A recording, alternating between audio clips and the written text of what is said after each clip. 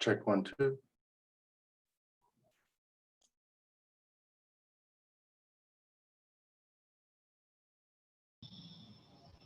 How do I test audio?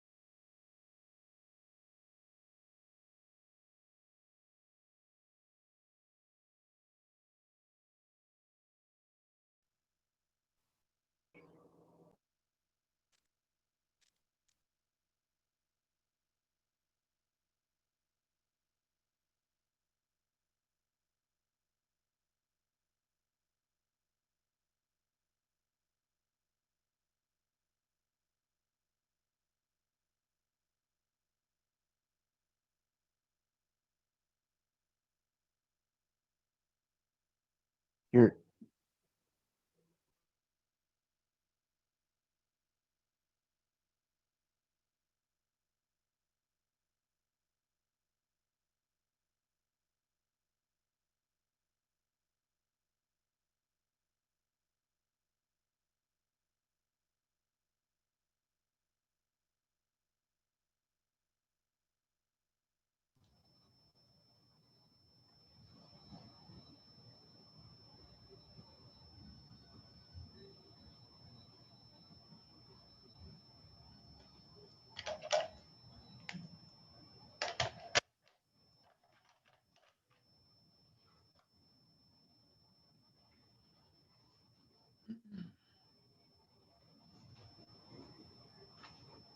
Hey David, it's Leah. I think we're getting some feedback from your line. Could you mute yourself?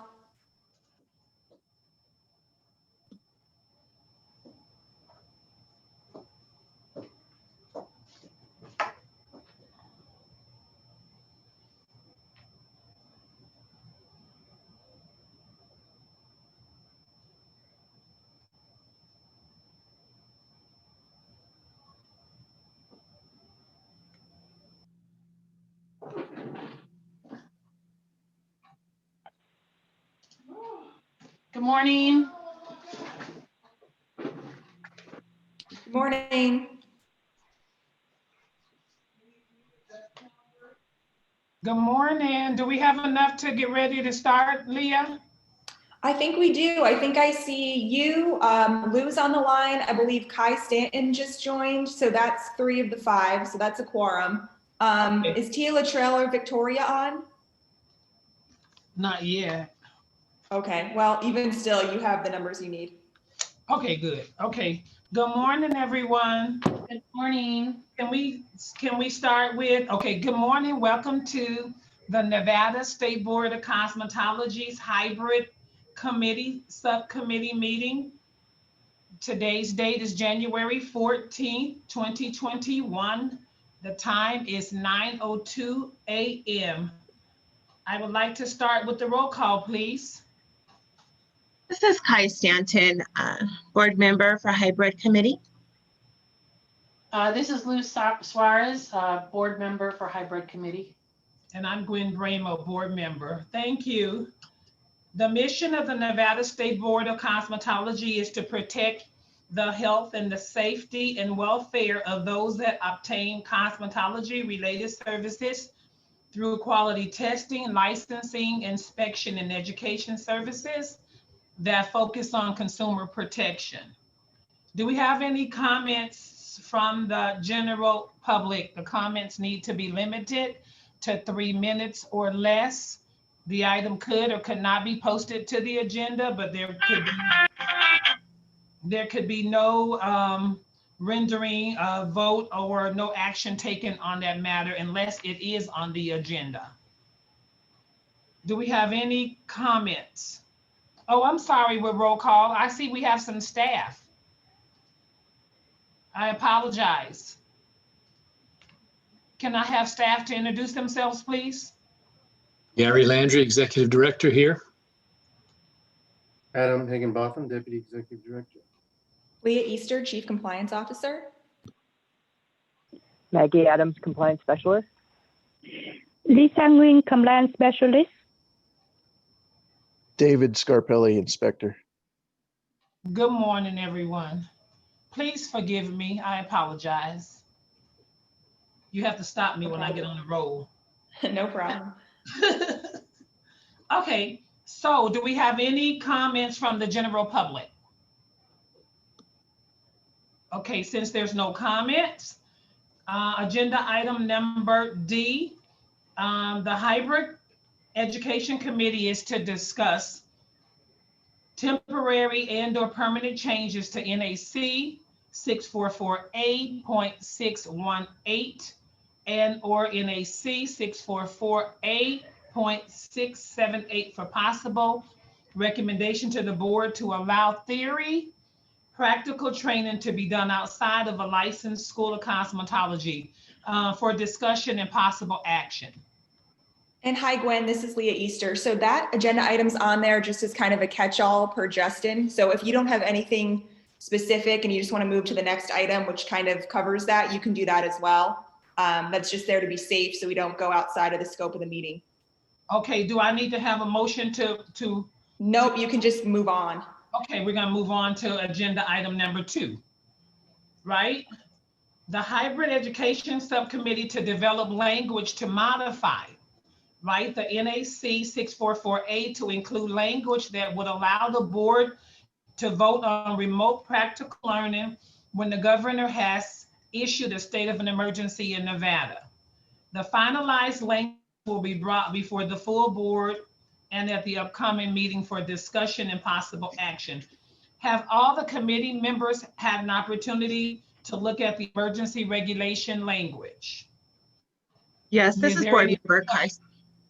Yes, this is Board Member Kai Stanton. I reviewed all of the information.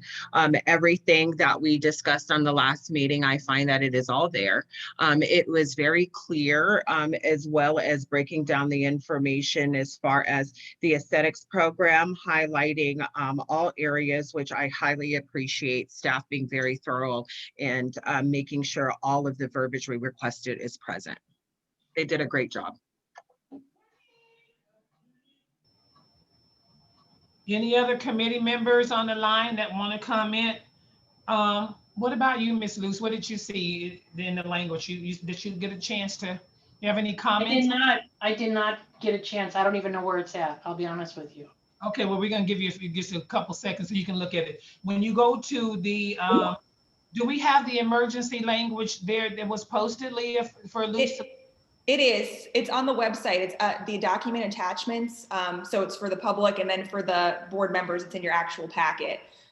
It's the language is actually just a few sentences written in blue.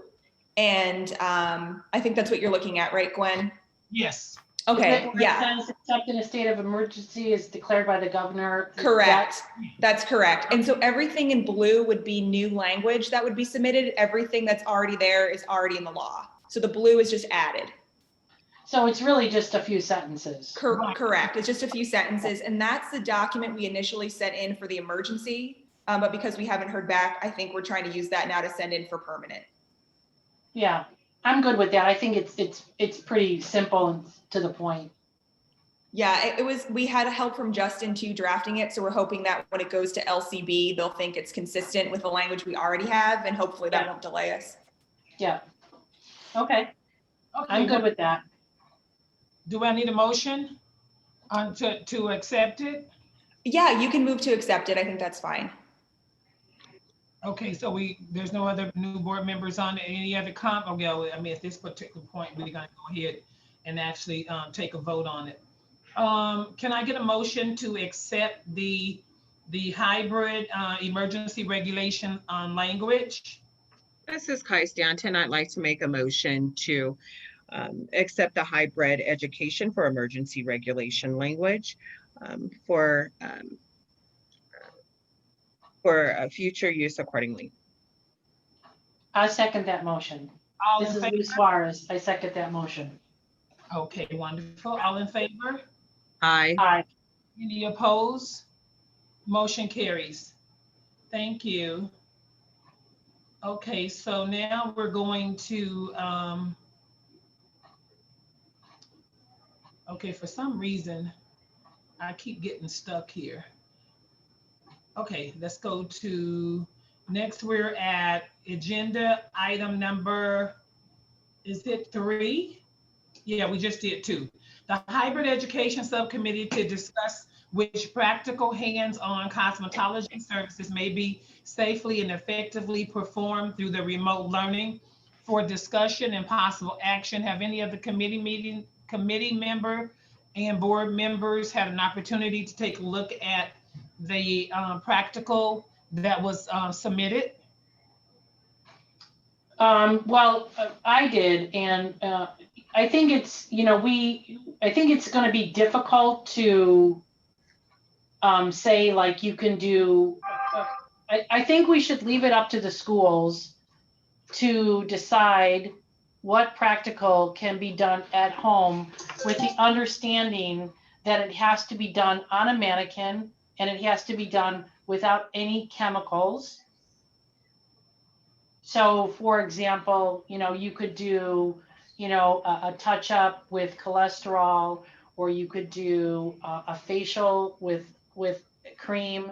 So no chemical services. I think it was hard. We kind of met and it was difficult to say, okay, well, you can do a part here, you can't do that. So I feel like the schools, kind of like how the theory is left up to us at a minimum of 10%, although we all teach way more than that in theory. I feel like in the pandemic, it should be left to the schools to decide what practicals can be taught online and which practicals can't be taught online. So you could simulate things, but you can't really do them, with the understanding that when the student returned, you would be physically doing it again. So she would get retaught again the second time, but with the actual product. So let's say that we're doing a perm, right? So you might be able to wrap a perm and simulate with water the application, but when she came back to school, then you would need to do the actual procedure with product, with the chemical. Okay, I think a lot of the information, I requested the information from our the staff. And I think, Luz, what kind of the direction that I'm just kind of trying to see, because Leah is here to help support us with this, is that the board passed a risk assessment that legislation had required that all states do.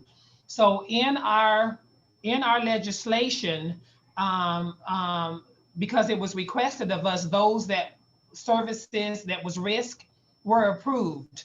And so what the board did, you want to just go ahead, maybe Leah, and talk about how they, because of the risk assessment that's already has been passed, how we got to those particulars, how you guys got to those particular services, because it's all carved out of the risk assessment that was already approved. Sure. So I can probably talk about half of that, but I'll kick it over to Adam too, because he's our in-house risk guru. Yes. But for the list that we had, honestly, I had shared that list with those on staff, Rodney, Aaron, Katie, those who had taught cosmetology at some point as an instructor. So for you instructors, this list is probably very familiar. And they kind of just went with things like, to their memory, how can you do certain things on a mannequin and really learn that step? So that's what they highlighted as red, things that just seem kind of obscure to get any real value from at home. And then of course the danger level, right? Like Lou's talking about the chemicals, whether it's a mannequin or not, you probably don't want them mixing chemicals in their home. And so that's why she just did the green for services that should easily be done remotely, yellow for kind of iffy, and then red for ones that just didn't seem like you would get real value from unless you're like on the clinic floor. And I think that's probably pretty much in line with the risk document. I don't know if Adam, if you have anything to add, feel free. But obviously the more dangerous the service, the more oversight we want you to have. Can we hear from you, Adam, please? Good morning, everyone. For the record, Adam Higginbotham, Deputy Executive Director.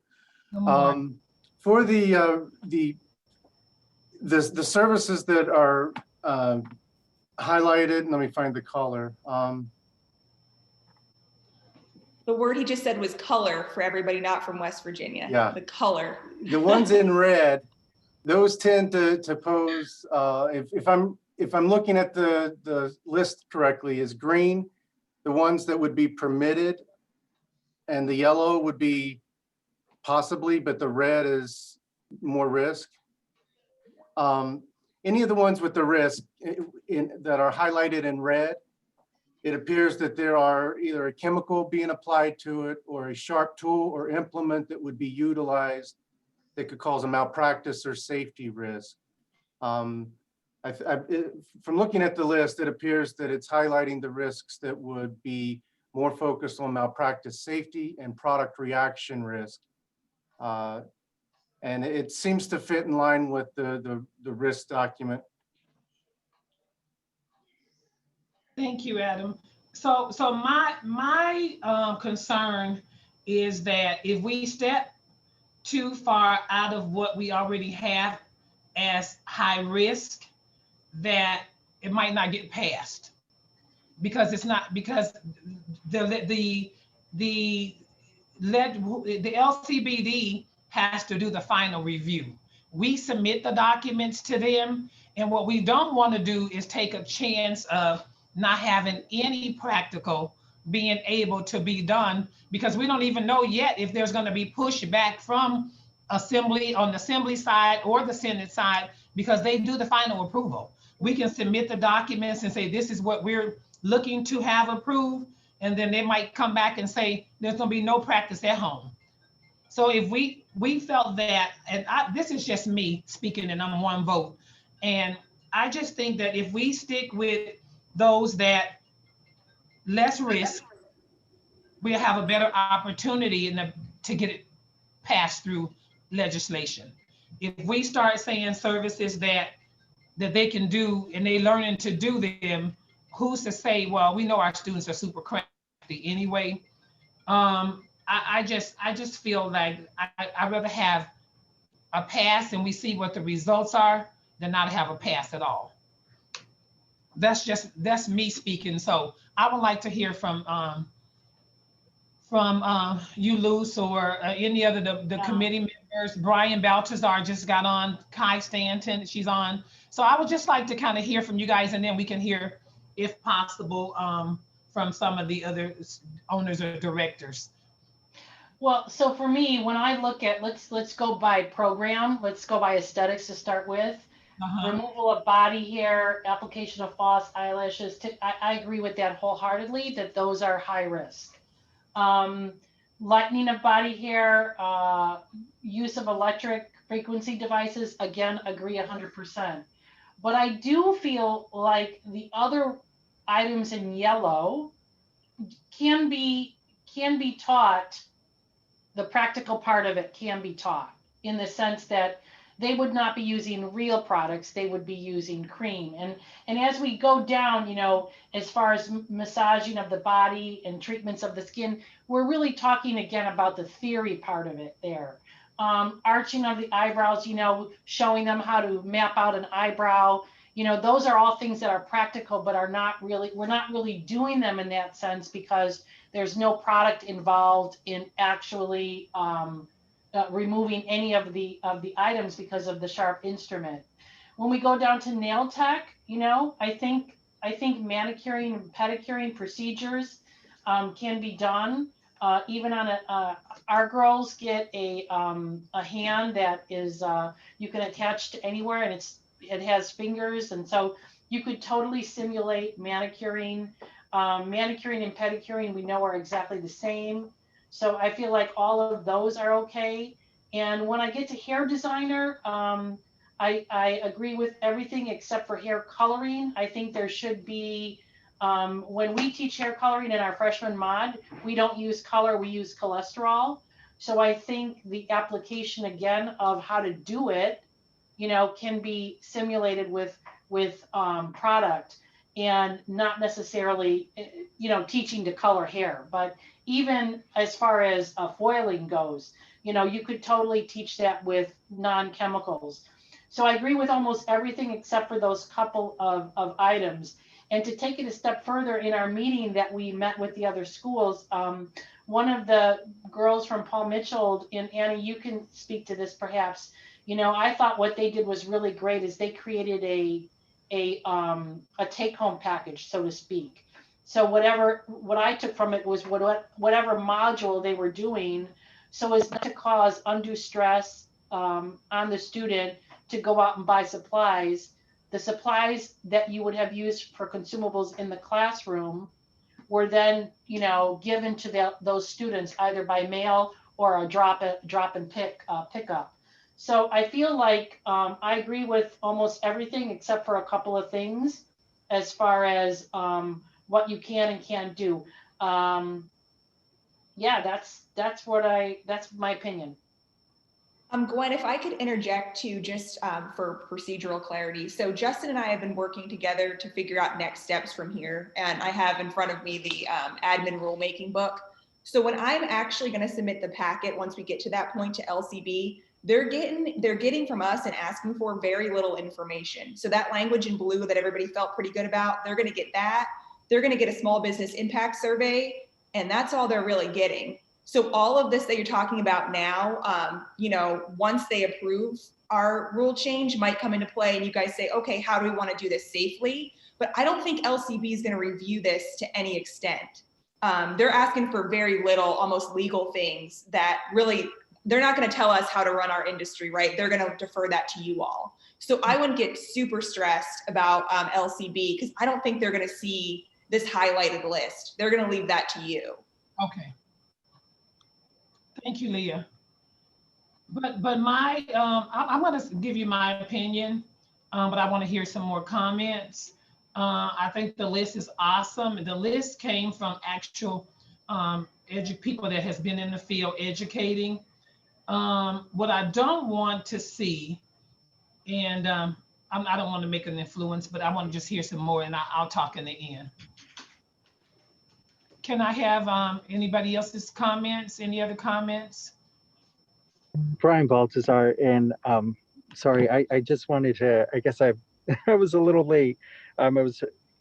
So are we talking about further details or specifically what would be allowed if the new NAC was adopted, agenda item 2? Yes. And okay, so I for the most part, I felt like really hair cutting, hair coloring, I thought that those might be things that could be included that may be difficult, but I didn't necessarily think that, you know, those would be in red. Those would probably be the only things that I would probably consider they could still be allowed to be done on a mannequin. But that would be the only classification change that, I mean, I would come to mind. Okay. Thank you, Brian. Any other comments? Any other members, board members, committee members? I just think that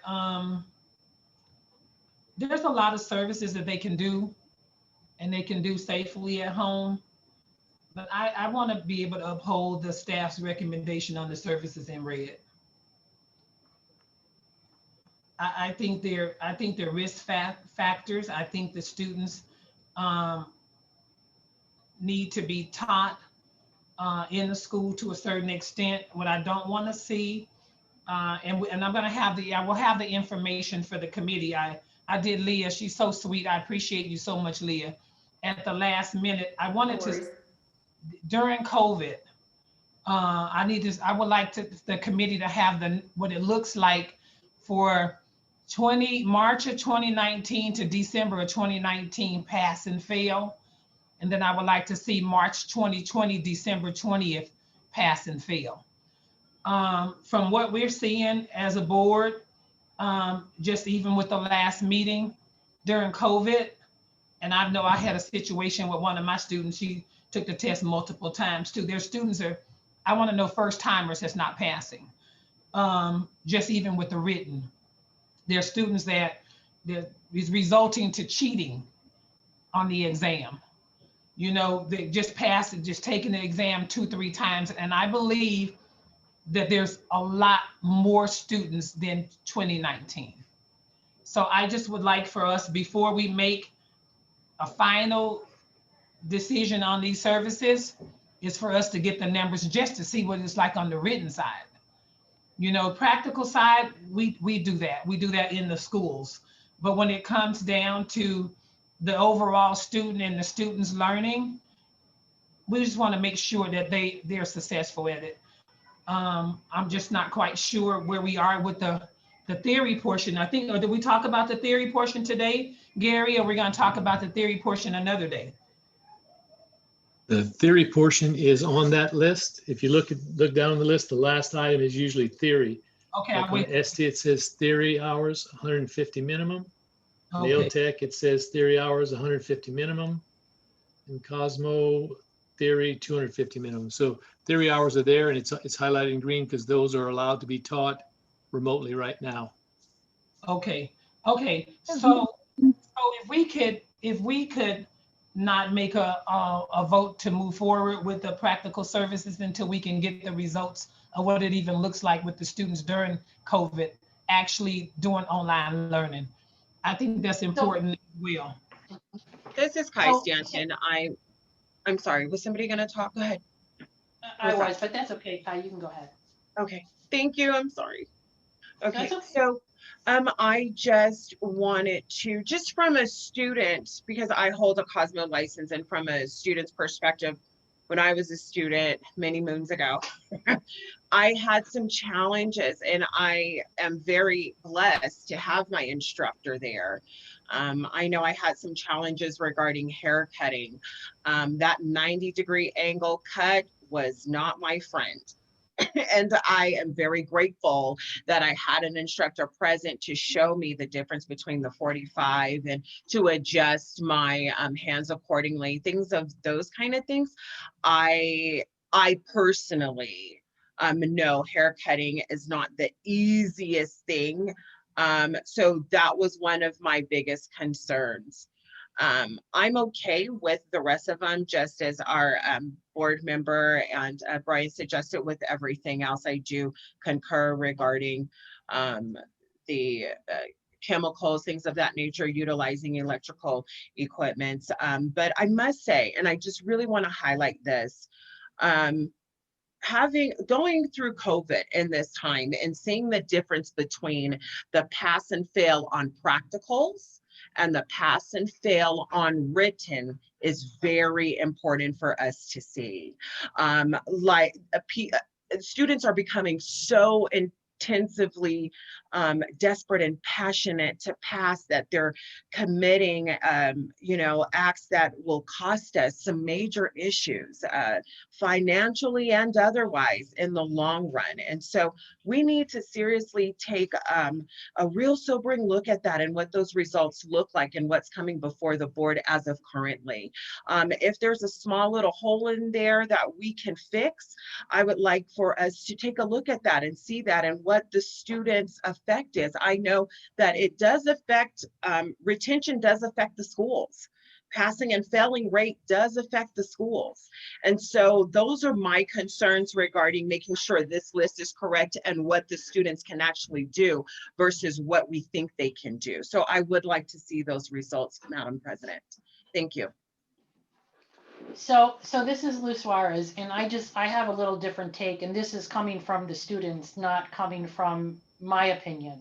Okay. And so the students are feeling very frustrated because some of the theory that we talk about, would stick better with them if they had the ability to do the practical end of it. So let's just talk protocol for a facial. So, the theory for the facial has two parts. It has the theory, which is the written part, and then it has the practical part. And a lot of the students expressed concern because they could not put it together when they were learning the theory. So it was challenging for them and very frustrating for them. So I kind of disagree a little bit that's going to be, I think it's going to, I think you will see a decline in your test results, but I don't think you're going to see a decline in your test results because of COVID, in the sense, let me back up. I think the decline is going to be because you don't have the two parts. You're only giving them one part online and you're not giving them that second part, right? And so because they're not getting that second part, they say if you talk, you're going to retain, I think it's like 20%, but if you talk and do, it retains, it's like 80%. It grows exponentially. And so I feel like I agree with this list, and I feel like if we're going to base our decision on test results, I think we're going to shoot ourselves in the foot, because I don't think the test results are going to be any good. And I don't think they're going to be any good because we're only talking. We're not talking and doing simultaneously when a learner is going to retain the most. So that's just my 2 cents on that. Thank you. But, and I totally agree with you, Luz. We're going to get to a happy medium with the services, because I believe they should do practicals. So good. Not not what I'm saying. What I'm saying is I want them to be able to do the practicals that maybe going to correspond with some of the theory to a certain extent. Yeah. So I agree. there are some things that we have to be able to say as educators, and you're educator as well. We have to be able to say, well, a student couldn't effectively do this. They probably need to be in a school environment to have it done. But these Right. are some things that we know that they can do. I'm definitely for them being allowed to do a certain portion of the practical at home. So let's get that on through distant learning. Okay, hybrid learning. And like you said, this is really, we're in the middle of a pandemic, and it has, not being able to do some practical has really affected Jan's school. I just feel horrible for those students. And so if our goal is really to consider the student and what's the best for the student, I think that, I think this list is good. I think it's a starting point, and I agree. Not everything can be done practically, but I think a lot can be. Yeah, I think we all on the same page with that, Luce. We Yeah, we good. we know that practical is needed, after the theory part, and some of that theory is procedure. They need to actually implement some of those particular practical services. But then I do believe that there are some services that if they're not actually overseen, that it's going to cause a lot of problems, not just for the student, but the consumer as well. Okay, so I think at this time, I think we need to, I would like to make a motion for us to take another look at it. I mean, we're not gonna let practical, we're not gonna let the written, but written, we have to remember is a certain portion of procedure. So if you know the procedure, you still can go into the school, because the students still should be going into the institutions doing practical. So if so it's going to be very important that we do see some of the results. We all know. I just asked for the results just yesterday, and I appreciate that, Leah. No worries. We'll get it when we get it. But we have to be able to make decisions for the students as well. And even as in the school, we make the best decisions for our school and our students. But as a state board, we have to make the best decision for the consumer. And that's where our staff and our board member Baltazar come in saying, well, I don't know if these services can be actually done at home, but it's a starting point because they're looking, the whole region is looking at us. I was on a Zoom call with ACTS at the beginning of the end of the year, and they were asking us questions about hybrid because they're looking at the country is looking at us to see what we're going to do far as some permanent practical and permanent theory being done at home. They asked me some of those questions. That's right. So we want to make sure that we align this to the best way so our state can definitely shine and it can continue to be a success. Yeah, we can table this if you like, or I'm sorry, if someone else was talking. But I'd like to just make sure that if there are school owners here, and I see a couple of school owners, if they have comments to make, you might want to take those in as well, so that you get a representation from everyone.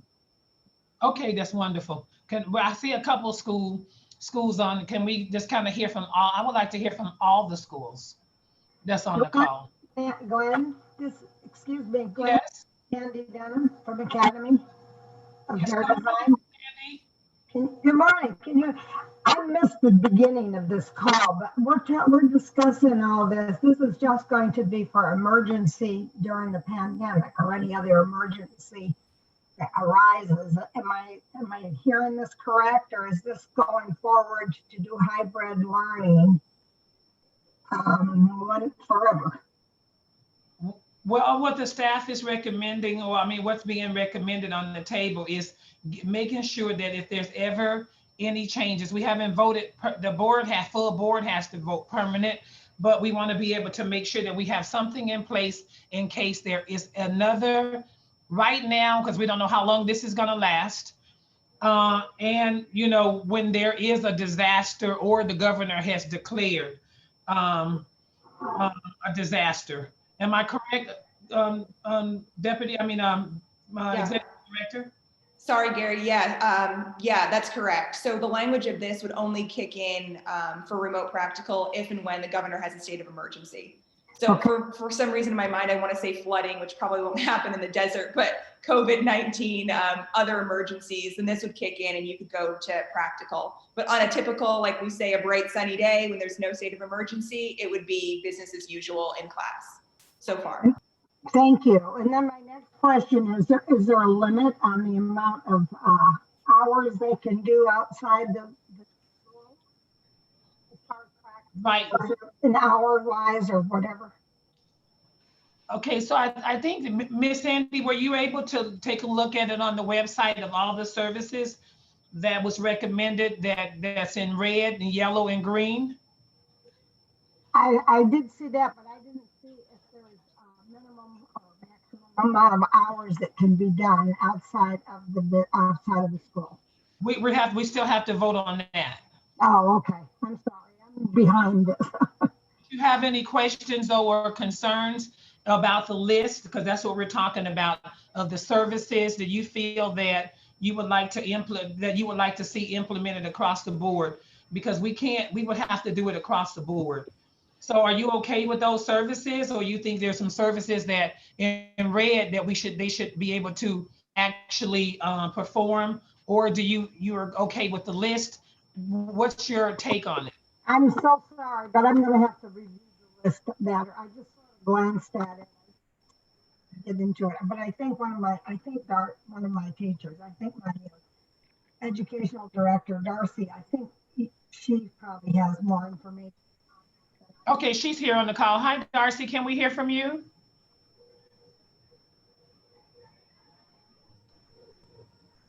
I'm not sure if you guys can hear me. We can hear you. Okay. I am looking at the list here. I kind of agree with everything that's on there. As far as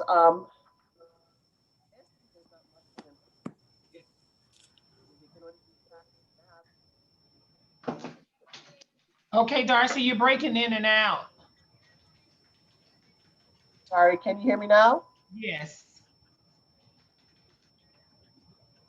Again, I agree with everything that's on your list. It's just going to be difficult for our SDs to really do much if we ever get into that state of emergency. I'm thinking that if we have to do distance learning, and I agree with what Luz had said earlier about if we're doing a theory that they should see some type of practical. And with our educators, we already have stuff recorded so that way the students can kind of see it through a Zoom call. Okay. Okay, thanks, Darcy. Okay, you want to go ahead, Ms. Benita?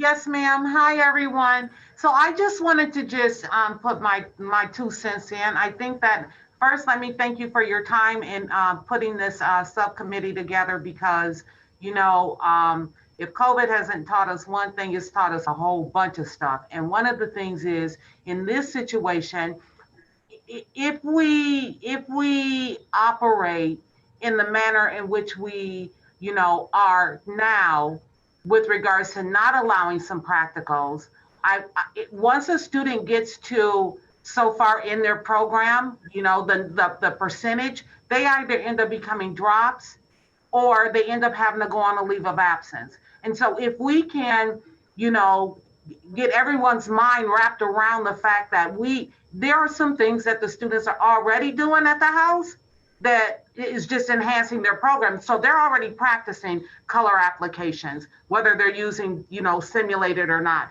They're already practicing their manicures and pedicures at the house. So, I mean, for us to kind of pull back from some of those things, I agree with the list. I think the list is phenomenal. You guys did a great job kind of identifying what would be good for practices on a distance or hybrid process.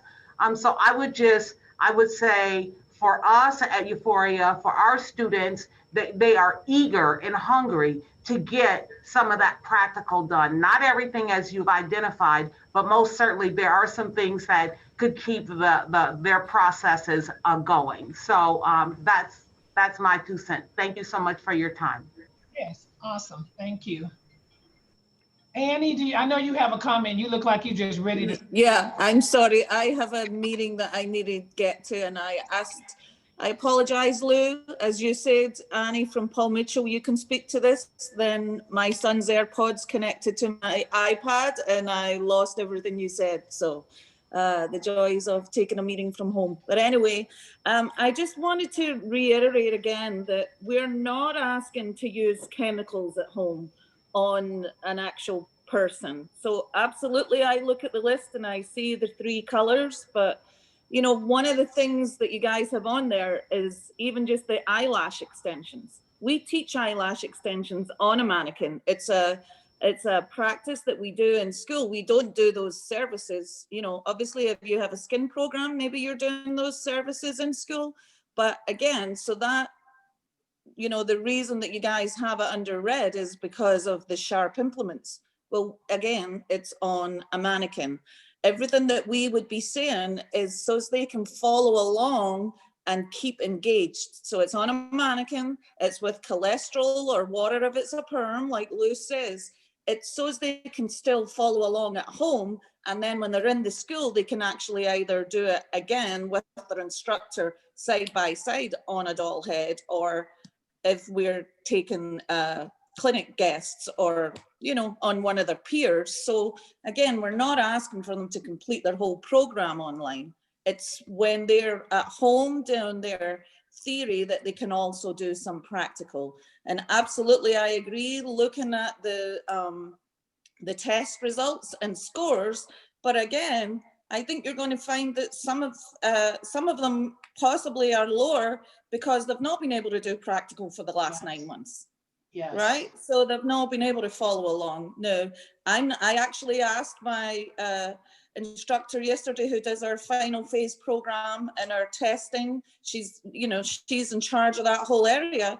We have not seen any failures in their theory or their practical. I think there's one girl that one of her nail things that she just has to redo. So we've now seen that. We're still being successful there. And like Benita says, what we are going to find is, just like Jan and Secta, is that we're going to find that we are either they're going to go on leave of absence and possibly never return back to the industry.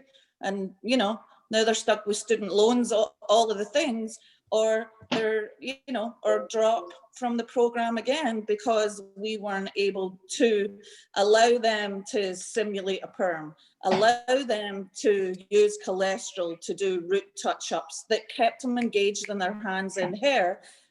You know, we all have amazing technology. We're all using Zoom rooms, cameras, all of the things that they can go through the steps of a perm, the steps of whatever procedure. All we're asking is, while they are doing that, they can also do some practical. But again, they're in school. We're not asking for 35 hours online. Who wants to do that? It's whether while we're social distancing, they can only be in school half of the time or whatever that looks like. So half time you're doing this, and then half time when you're in the school, then you're going to redo it again. You know, my son's here, he's hybrid. So his school have got it, their blocks, one day they're online, and then the next day they go in and do pretty much the exact same class. That's what we're asking. So today you're doing it on a mannequin. Your teachers, Kristen, you know, I brought her on in case you guys want to see it again. She showed you guys how we zoom in and see and how the student gets that one-on-one attention from their teacher. You know, we have the same ratios, all of the stuff, but I just want to reiterate for the board members that we're not asking for them to be sitting at home doing grandma's hair or, you know, doing services at home. We're asking that they have mannequins that the school provides, and then they have all the products that the school provides and deems that are safe that that's what they're using. So again, no lightener, no, you know, for you guys in the skin programs, the different peels, all of that stuff, it's everything is a simulation on their mannequin is what we're asking for. So, you know, I just wanted to say that. I need to get off. I know Liberty's on here. She can speak more about possibly the lashes and the mannequins and everything else. And Kristen's on here to represent if there's anything. But that's all I just want to really reiterate. We're not asking for them to be home doing perms. It's like Lou said, it's for them to follow along. It's what the students want. You know, we have success because we are half in school and half out of school, but we would have way more success with their attendance and them completing the program quicker if they were able to get their hands in here. So, you know, thank you guys for taking the time and listening to us and having this committee. I feel that we're on the right track, but I just, you know, I just want to be clear that that's what we're asking for and not that, you know, we're asking them to do eyelash extensions at home. Absolutely not. None of us want that liability. So thank you guys. Do we have any other schools on, I saw Sandy, I saw, okay, and then Annie spoke. Okay, I think, I'm preferably, I've seen the procedures and I know the systems and I know how you can implement the videos into your system. We use MindTap and Zoom. So I do totally understand. I just wanted to be able to make sure, like Director Landry said, that we heard from all the schools, but I still at this time want to defer the services, maybe Leah, to the next hybrid meeting so we can take another just kind of look at it and see, you know, I mean, I like what was put together. I think maybe it's me and my mindset, and I just see these services. If it was a pandemic, I can see lasting as long as this COVID has lasted us, that we would graduate the majority of our students from home, and I think that's where I have a lot of fear, not for myself but for the student. I don't know how Brian would want somebody to cut his hair and they graduated, they last 300 hours practical and most of it was done at home, realistically. So I would like to defer this one to if you guys think so, we can talk about it a little bit more, maybe at the next meeting and then finalize it to move forward. But right now I'm not, it's four of us. It's up to you guys.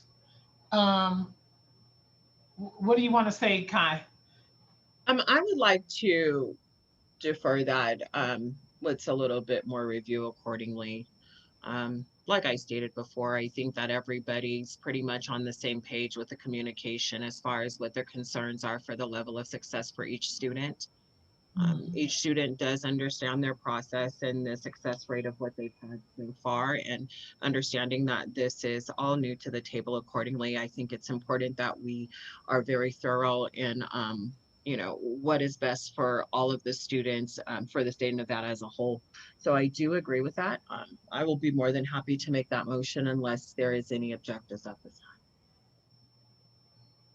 time. This is Lou Suarez. So my only, I'm okay with getting the test results, but my only concern is that every day that goes by, you know, we're less serving our students, and the thought of being worried about students graduating without any practical will increase the longer it would take to make a decision.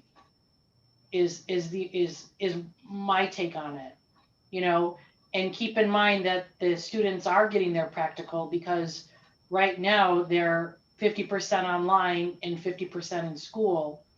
So just like as if they were in class and we didn't have a pandemic, it would be the same thing. They'd be 50% in class and 50% in school. So I think that they are getting the practical that they need currently, but I feel that as this continues, it's going to have a negative effect. The negative effect is going to increase on our success result which could in turn lead to a disinterest in the cosmetology field.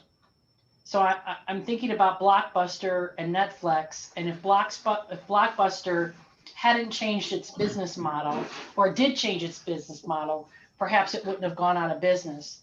And so when I think about the cosmetology industry, I want to be forward thinking, cautiously, but I do want to be forward thinking. And so with that said, I can wait for one more meeting, but every meeting that goes by and we don't come to a decision affects our students and our schools in a negative way.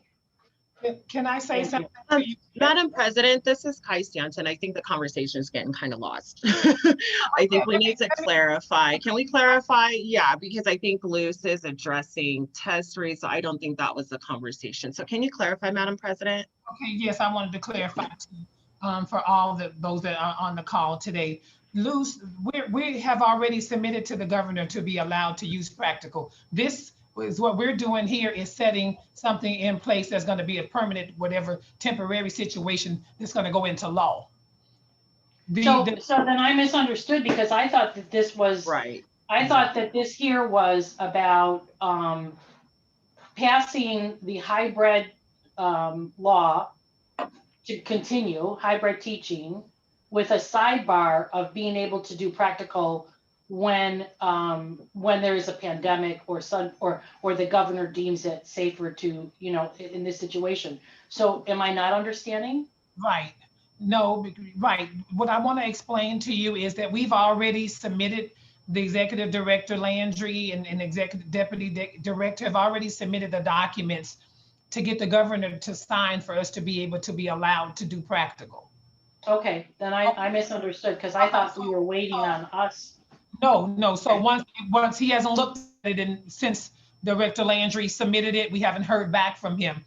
We've already had that taken care of for this time. Okay, good. All right. What we're structuring now is moving forward to law. Does that make sense? Which has to be passed. Yeah. I didn't hear that. Yeah, it goes on to what we're doing now goes on to LCBD. What is it, LBC or LCDB? LCD. Well, yeah, I think to give clarity there, I think you're both, as far as I can understand, both kind of half right on this.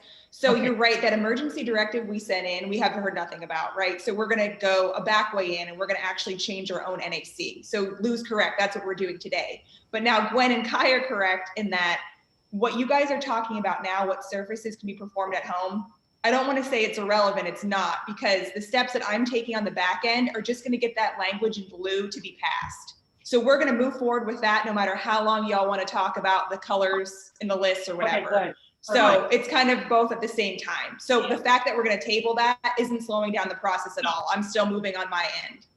Okay, right. Awesome. Thank you for that explanation. Yeah, sorry. I hope that's clear. It's confusing. This is Liberty Paul Mitchell. Can I just one question though? So I understand that, so I'm clear with what Gwen said, right? And my understanding is that we submit it to the governor to get temporary practical approved, and that this call is to confirm if we're going to put it in place effective the law July 1st, right? So, but my question is this, you guys, if we're submitted it to the governor to allow us to do practical temporarily right now in the pandemic, why are we struggling with the idea of putting it in place into law as in the, permanently, that if there's a pandemic, that it's in place already? I don't understand why we would have submitted something to the governor and then be disagreeing on why we would want it permanent in the law book for the event that there's a pandemic. So my concern would be that even if we got it approved from the governor and he said, hey, yeah, you can do it, are we now going to sit down together and disagree and go over tons of meetings to then not come to a conclusion on what we can and can't do for practical? This makes no sense whatsoever at all. No, and I understand, Liberty. Thank you for your comment, but we're going to actually have it finalized by the next meeting. So if the governor says, okay, you're fine to do practical, we'll have this already finalized. We're going to vote on it the next meeting. we just want to be able to make sure, I wanted the full board has to vote. So my understanding is all board members needed to have a thorough understanding of the services per license. Some of the board members are nail technologists, one's an esthetician, one's a public member. They have to have a full understanding of what they're going to be voting on, because this is going into a permanent situation after this is approved. So those services that we're going to be able to be allowed to do practically will be moving forward until the law changes again, until this ever has to happen again. But any time that there is a governor directive, we already have practical services, and that's what we're going to be talking about next is the theory hours, because we did the same thing. We moved into it, given an open area of how many hours the person can get for theory, and some schools took that to the limit. And now we have students that's maxed out of theory. So we have to be very careful when we're making decisions, and that's the purpose of having a hybrid committee, is to make sure that we're moving forward for what's going to be best, not for one school, not for two schools, not for three, but for the whole state of Nevada.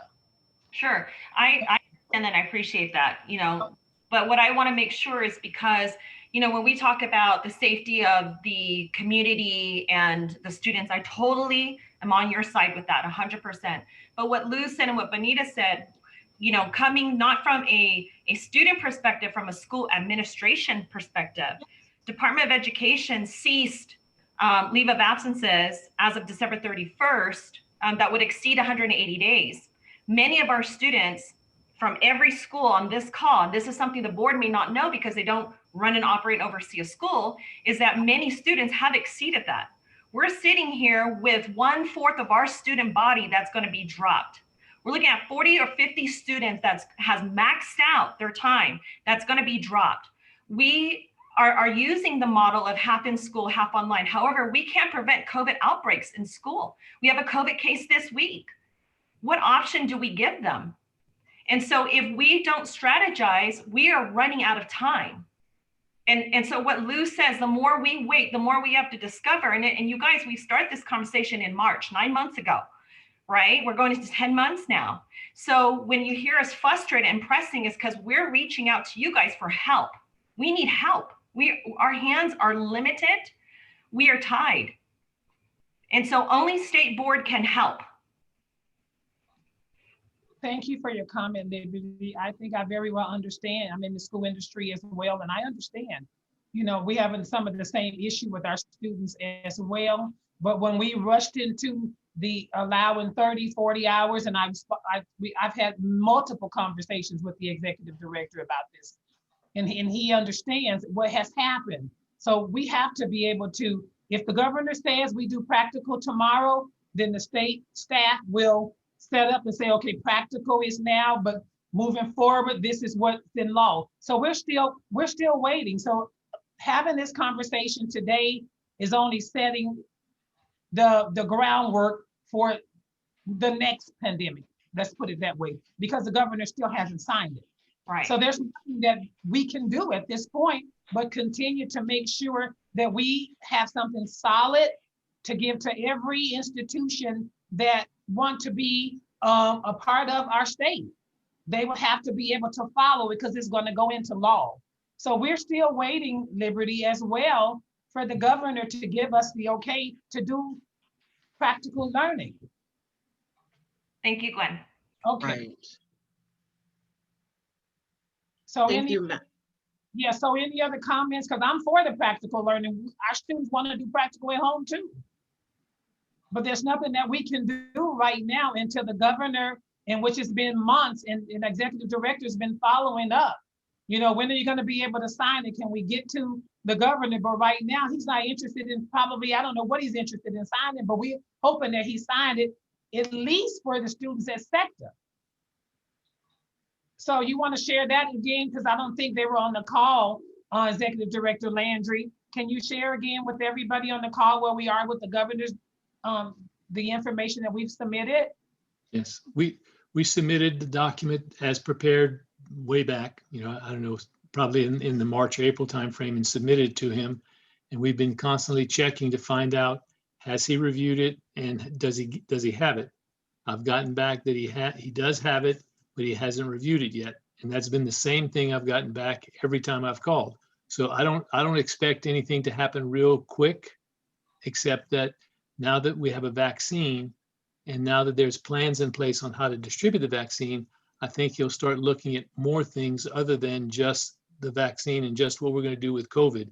Because there's a lot of pressure on him because of the financial impacts that have occurred because of COVID, with all the hotels and all the restaurants and everything else operating at 25% capacity. That's a big chunk out of the state's budget when you look at the revenue that they get. So I don't think we're going to get anything soon from the governor, but I do think we're going to get something from the things we've been doing. Like today we have the proposed language has been approved to send to the board. At the April meeting, that can be approved, and then we go on a path to get that through LCB and get it through and get it as a permanent part of our regulations. That's not something that has to go to the legislature. It goes to LCB and then goes to the legislative committee to get it approved. So we don't have to wait for the full legislature. It just goes to legislative committee. But that's things we've done so far. And we feel we've been successful in doing them, although we've not had success in getting the governor to sign the document that we sent. And it's to allow the schools to do practical learning. So we've already submitted Liberty way back way back when the time that we were talking about it, the staff had already drafted and submitted, approved and submitted the information to go to the governor. So we're not stalling on anything. We did this like from the very beginning. The board got right on it and submitted the documents to get approval to do the practical. We're just putting in place, moving forward, what the practical looks like. So we'll be ready to vote on it next meeting, and this will help us moving forward. But if practical comes, we're allowed to do practical. Madam President, this is Kai Stanton. Thank you for that clarification. I just wanted to be clear that everyone understands that we are not in any way holding up progress and that we want it to be very clear about process. I think all questions have been answered. I'm sorry that's been the narrative of highlight, but that's not actually what's happening. And hopefully that we can all be on the same page and seeing the positive progress. I know that it is not easy to be patient, but because the board would love to just jump process, we would be in large trouble for just jumping process. We have to wait for responses accordingly. So thank you, Madam President, for clarification, and Executive Director.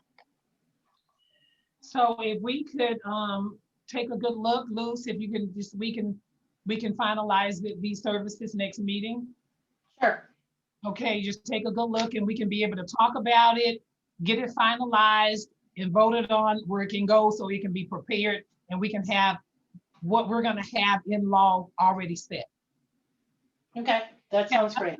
This has nothing to do with us being able to do practical once the governor gives us the okay. Does that make sense, everybody? Yeah. I just want to make sure we're all on the same page. Okay. So, Leah, how do I move forward with this one?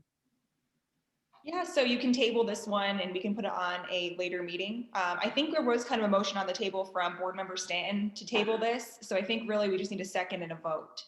And then we'll take, I want the committee members and the board members to take a good look at it so that we can be ready to approve it next hybrid meeting of what services are going to be allowed that we're going to try to send to LCBD to get it into law. This is Luz Suarez and I second that motion. Okay, all in favor? Aye. Aye. Any opposed? Motion carries. Okay, I think our last one was, okay, no, I thought it had something, Gary, Director, I'm sorry. When you were talking about the theory hours, it's not on here. No, I think the next Yes. agenda item for you all is the selection of a future meeting. Yeah, that's where we're at. Okay, we can pick a date for the future meeting. Do you want to can we put on oh, we'll talk about it later. It's not time yet. Yeah, so actually, I don't know if you guys hear me. Yeah, I think I'm good. So for next steps, just so you guys have some idea of what we're working on. So we keep talking about the governor, right? In my mind, we've kind of given up on the governor, right? He's had it since March. We haven't heard much. So for clarity too, the steps that we're taking now is we're pretty much going to circumvent the governor. We're just going to put this through our NAC and it becomes ours forever and ever. And so it's permanent in the sense that it's going to be in our law forever, but it only really comes into play during an emergency. So this will all be flushed out. We never have to go through this again. But so one of the steps that we have is the administrative rulemaking manual has like 7 steps to take the route we're taking now. So step number 1 is sending out a small business survey, and that's going to go to all of our schools. And what that is, it's super straightforward. I don't come up with the questions. They're pretty much standard. And it says, do you expect this to have a positive or negative economic impact on your business if we pass this kind of law? And all the schools get a chance, and it is straightforward. It is a type form to click, yes, it will, no, it won't, or I don't know. And then you can write your comments at the end. But that's required in order to get to step 2. And step 2 is a workshop, and we're required to have one of them. And it's essentially like one of these meetings. The schools are invited, we're invited. Anybody have anything to add? Do you hate this? Do you love it? And from there, we get to go into the draft regulation, which we've already done. So we're actually way further ahead than it seems like we are. We're getting really close. But the big thing now is I think we should pretty much get ready to have the small impact survey go out. I pretty much have this done. Justin has looked at it. I can get that to the schools quickly. But the problem is, in order to have the workshop, which is step number 2, we have to have 15 days notice posted, and I have to have that small business impact survey done. I have to have all of the school's results. I have to have that in my report, and I have to upload that as part of our meeting. And the meeting we have can't be a subcommittee. It has to be full board. So what you all need to think about now pretty much is, how long do you want to give the schools to respond to the impact survey? And from there, we can count 15 days and have a board meeting. And at that board meeting, we can do a workshop, and LCB will get a copy. We will have a copy, and that knocks out pretty much 3 of our 7 steps. Okay. But we need to consider how long you guys think it's reasonable to give the schools to respond to the type form says it takes 2 minutes to complete the survey. So keep that in mind, but we should at least give the schools probably a week, if not 2 weeks, to respond. So just thoughts if you guys have any. This is Board Member Stanton. Why don't we do 2 weeks? If it pleases the rest of the board. I think a week is kind of hard with scheduling, and then that way others can have time to communicate on what's best. We do want this to be successful as possible so that everyone is heard equally. So that's why I'm offering 2 weeks accordingly. I'll turn it back over to Madam President, open it up for the board members. Well, we have most of the schools already on the call and been participating with the hybrid committee. So everybody knows that now we know that the form is going out. We'll get the form right back. And if in fact, Leah, if a school has not submitted their form back to you in the week, maybe you can shoot them an email. Yeah, I'll chase them down. It's pretty, and when you guys see the form for the schools, my contact info is at the end. The form is really generic. I mean, the small business statement is very like, hey, do you have any idea that this could adversely impact you? Yeah, no, maybe. And then down the road, if you change your mind, you have time to speak at like public comment, at workshops, etc. The impact survey is just to get an idea if one of the schools is like, this is going to financially crush me and I need you to know. And I don't think that's the case. It seems like the schools are really on board. So I can do that. And then once I get that together, I don't think it's going to take me long to put the whole survey together. I can upload that and we can schedule a board meeting from that point. So do you guys, I don't know if you want to leave that hybrid education date open, because like I said, it's going to have a full board meeting. So we're going to have to check with, Kai, Anita, Roxanne, and get their availability. And again, that has to have 15 days notice. So it might be hard to pick a date right now. Well, can we do them both so that we can move forward with the services that's going to be practical? And then I thought we were going to be talking about when we talked about the board meeting on Monday, we talked about, are we gonna set a cap on theory hours?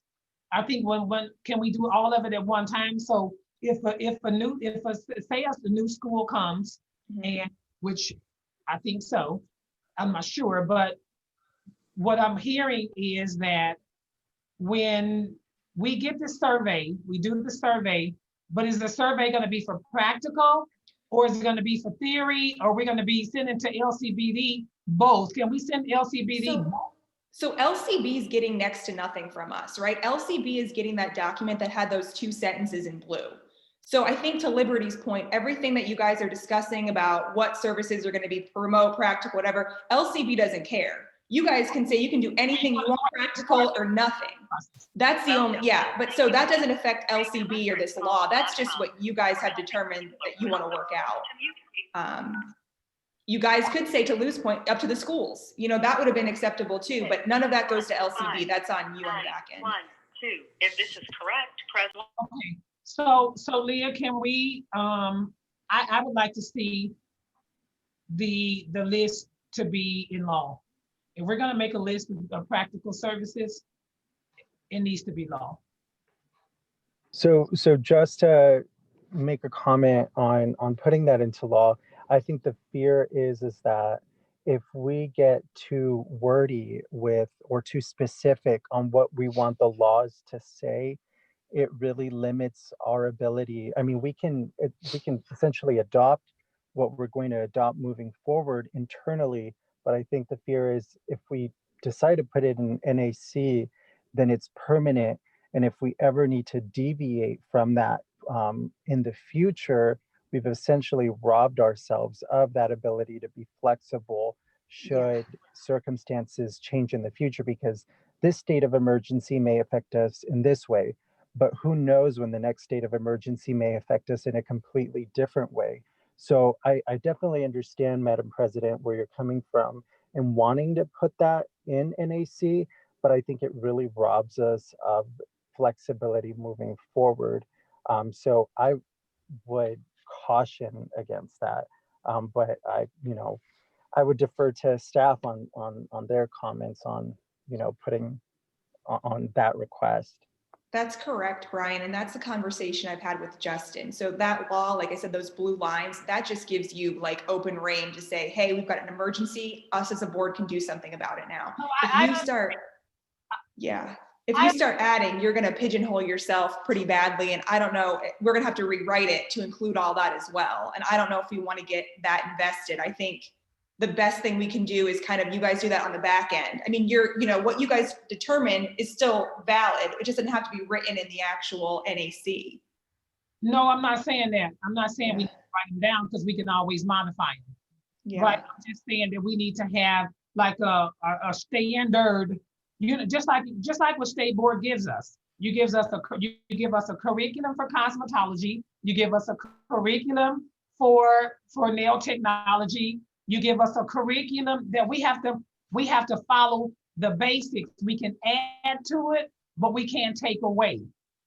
So what I'm saying, and that's how it's set up, Baltazar, when you go to the law and you look under cosmetology curriculum, it has a full-blown curriculum.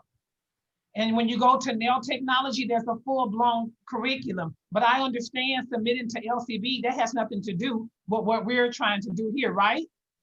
Right. So if you wanted that actually written in like the book, like in NAC, NRS, whatever, then that would have to go to LCB. And I think Brian, myself, Justin have had the position that let's maybe not go that far. Let's have the book say you can do practical in a time of emergency. And then you all as a board with the input of schools, whatever, can come up with guidelines kind of on the side that can be modified as much or as little as you need to later. And I think that's the smartest way to go. That's fine. Okay, cool. I'm good with that. I think it's great. Cool. And I think that's going to be easy. I feel pretty good about it. It's going to be my first time getting something through to LCB, as is Justin's.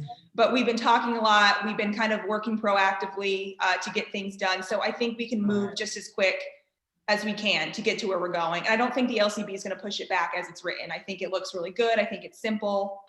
So we're on our way. Okay. I love it. That's nice. Okay, I'm good. Cool. Okay, so do we have, so we're not gonna do it, we're not gonna do a future date because you're gonna, once you get the information, do you want to reach back out to us and say, I have all the surveys from all the schools? Yeah, so let me do that. So that way I know how long it's gonna take the schools and I can put that together. And then as soon as I have word on that, I can count 15 days in the future. We can get all the board members together. We'll include Lou as well on that email and say, are you guys good to meet on this date? We're gonna have a full-blown board meeting and we're gonna workshop it. And the workshop has to be with the full board. And it's gonna be pretty much what you're all doing now. I think we all are on the same page, right? We need this law change. We need the governor to sign it. And if he's not going to sign it, let's get this law change. Okay. And that's really it. It's going to be, I think, a quick meeting. And from there, I can go to the next steps and we'll be done with this, hopefully a month from that date. Okay, Cool. I think that's good. Perfect. I hope so. Yeah. Okay, so is there any comments? So we're not gonna actually set a date for a future subcommittee meeting until Leah reaches back out to us, and then it'll be a full blown board meeting, and Lucy, you'll get the information that you need. And then at that time we vote and it goes right to LCBD. Okay. Sounds good. Do we have any comments from the general public for anything that was discussed that was on the agenda or need to be placed on a future agenda? Any questions or comments?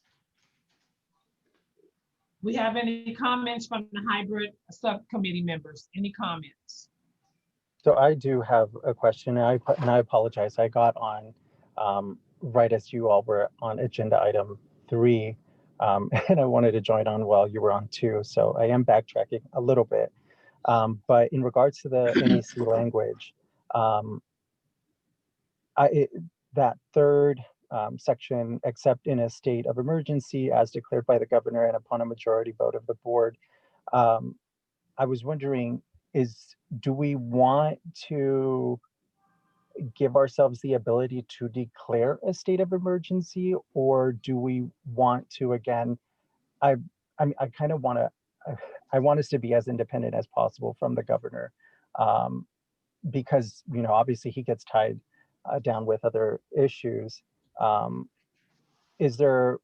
is the appetite of the board or the board members on allowing the state board to declare a state of emergency independent of the governor, or are there laws that bind us to him having to declare a state of emergency, or can a state of emergency be declared by maybe a local government like the county? What if there's an issue like severe weather issue in Southern Nevada that prevents schools from operating, or maybe in Northern Nevada, a blizzard that completely, you know, doesn't allow the schools to operate as normal? Do we want to give more flexibility to local governments or even the board itself to declare that state of emergency? I'm very fearful after this experience of being too dependent on the governor. Hey, Brian, this is Leah. I had a conversation about that with Justin, and we had initially, when I sent it to him, it was drafted 2 ways. One gave us the ability to declare a state of emergency, and he said he didn't think that was the best route to go for a few reasons, right? Because normally a state of emergency is declared by the governor and him only. The second thing was, if this goes to LCB, the concern was too, it's like, we're really branching out of our wheelhouse now. We're declaring states of emergency. So Justin advised us against it. I can completely get why you're saying that. That's why I had talked to Justin about it. But he thought that the most reasonable way and our best likelihood of getting that emergency signed was to give it the governor declared state of emergency. And I get your perspective on it. And I can talk to Justin about it more if you guys think we should. But we did have the conversation way back last March, and he thought we should leave it for the governor. Well, I think that I was just thinking, sorry about Tazar, and I know, because you know that the political arena too as well. I think that if we start declaring our own state of emergency over the governor, they're not going to approve it. Yeah, and I think, this is Gary Landry, Executive Director. I think if we're going to do anything like that, we'd have to have a very strong case that we've got the research, we've got the ability to declare an emergency. We've considered all the factors, how it's going to affect other boards and all. And I don't think we want to get into that business. I think having the governor declare a state of emergency is the way to do it. And if we run into any problems later on, we'll go back and revisit. We'll change it again. But I think we'll be pretty much covered with that, because for a state of emergency, it's usually something that's going to happen over a long period of time. And it's something that's going to be affecting everyone. So if it doesn't affect everyone, if it just affects us, we don't have to declare a state of emergency. We can take action that's not a state of emergency, just action by the board. So that's the thing, that's where we have an out. We can declare things as a board to be done without a state of emergency. Okay, so like if something, because we can make it more of a situation where if there's something happens in the county or the city or whatever, where you're not able to operate and you have to teach from home, at least we already have it approved. That's correct. And you can do that if say a tornado passed through Nevada and wiped out a school. School just blasted off the face of the earth now. That school could be allowed to operate remotely through hybrid learning and doing the things that they were doing. And that wouldn't affect any other school, wouldn't affect anything else. The board can do that. The board can take action to allow that separate from this state of emergency. Okay, perfect. Yeah, no, I definitely don't want to alienate the governor either. I want the highest probability that he will sign, or I don't know if he is part of the process of adopting the NAC, but yeah, I definitely don't want to lessen the probability of getting this NAC passed. So Yeah. I defer to you all. Yeah, and for Gwen and Brian's point there too, when the law review subcommittee is meeting as a separate entity too, if we need more workarounds to give us more flexibility, we can kind of, I don't want to use the phrase poke holes, but we can start doing that in other arenas. I think because we're in such a bind right now because of COVID, like Liberty mentioned, it just seems like this isn't getting anywhere. Let's just get this one through as clean as we can, and we can worry about it in subcommittee for other workarounds. We need to get it approved. Yeah, let's just move with it. Okay. All right, I totally agree. Any other comments or any concerns from any of the committee members or staff members?